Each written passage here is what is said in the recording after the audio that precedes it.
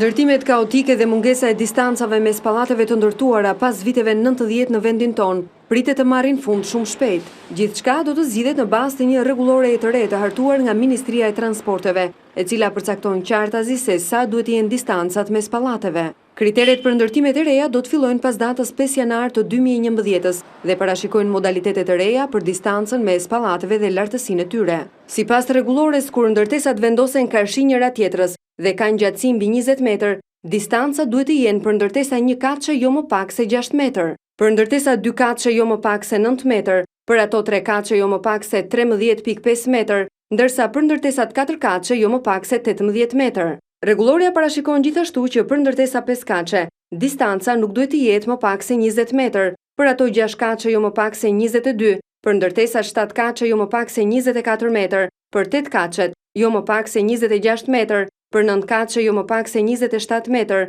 10 katëshet jo më pak se 28 metra, 11 katëshet jo më pak se 29 metra dhe për pallate 12 katëshe, distanca nuk duhet të jetë më pak se 30 metra. Shkak i kësaj ndërhyrje në rregullore për specialistët e Ministrisë së Transporteve është bërë kaosi i shkaktuar nga ndërtimet në vendin tonë. Mjafton të ndiqni këto plane të xhiruara në zona të ndryshme të kryeqytetit për të kuptuar se në rast emergjence, rënje zjarri apo fatkeqësi njerëzore, kalimi i autoambulancave dhe ai i zjarrfikseve është një mision i pamundur. Të tilla ndërtime janë të shumta. Rregulloria e re e Ministrisë së Transporteve parashikon dhe një tjetër pikë të rëndësishme, atë të lartësisë së përgjithshme të ndërtesës. E shprehur në numër të përgjithshëm katesh, ajo është e barabartë me shumën e kateve nën tokë, me të gjitha katet mbi tokë, përfshi këtu papafingo ose kate jo të plota.